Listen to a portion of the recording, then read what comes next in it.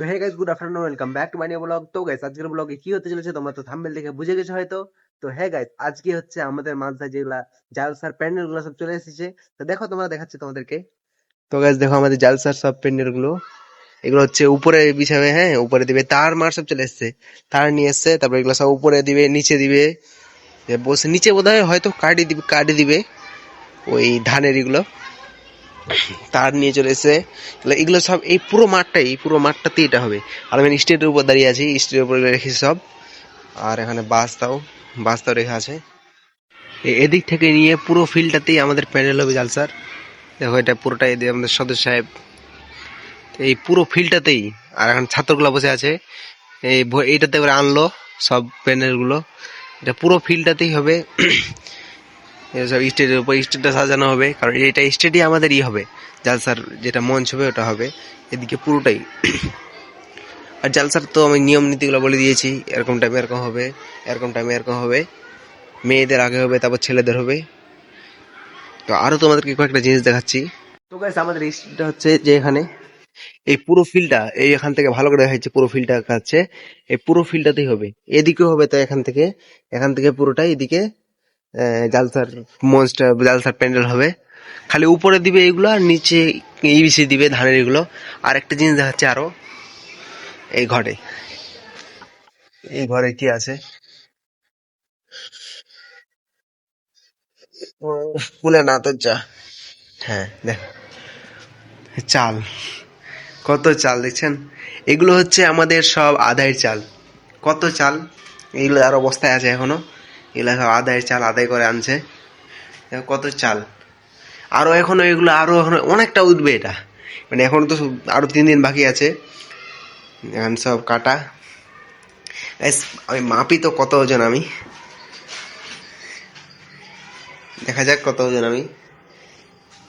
এই যে আমাদের এখানে সব চাল রাখা আছে, অনেক চাল। পড়ে যাবে নাকি?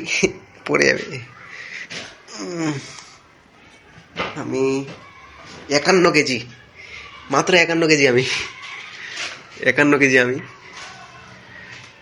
এই যে আমাদের এটা রুম মহল্লাদের জন্য করেছিল নতুন, তো এটা রুমে এখন চাল রাখা আছে।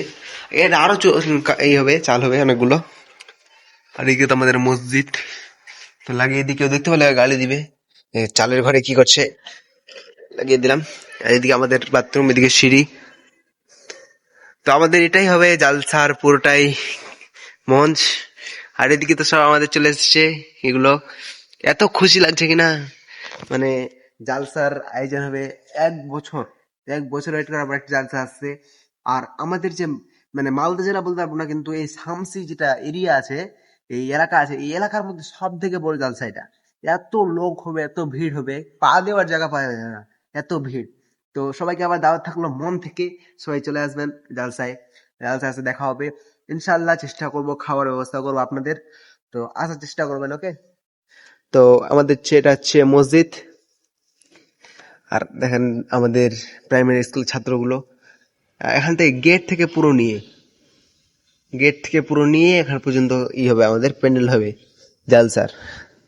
আর প্রধান বক্তা তো বলেছিলাম, মমতাজুল ইসলাম আরফানি সাহেব আছেন। আর আমরা ঘরটা সব পরিষ্কার করেছি, ঘরটা পরিষ্কার করা হয়ে গেছে।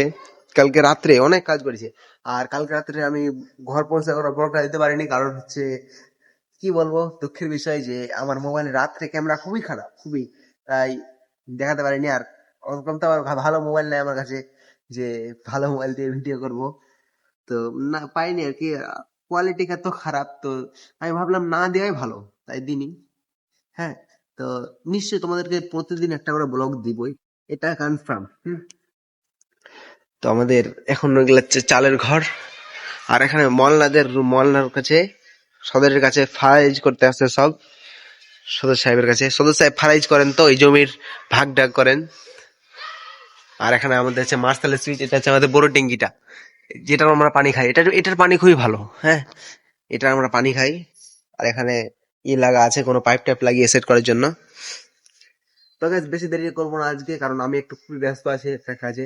কিন্তু আমি ব্লগ করবো, এটা আমার প্রতিদিনকার একটা কাজ, তাই ব্লগটা করলাম। তো থ্যাংকস ফর ওয়াচিং, এখান থেকে এতে করছি, দেখা হচ্ছে কালকে একটা নতুন ব্লগে। তো তো ভালো লাগলে একটা লাইক করে দিবে, পরে এরকম নিত্য নতুন ব্লগ পাওয়ার জন্য চ্যানেলটি সাবস্ক্রাইব করে দিবে। তো এখান থেকে ইতি করছি, লাভ ইউ, বাই।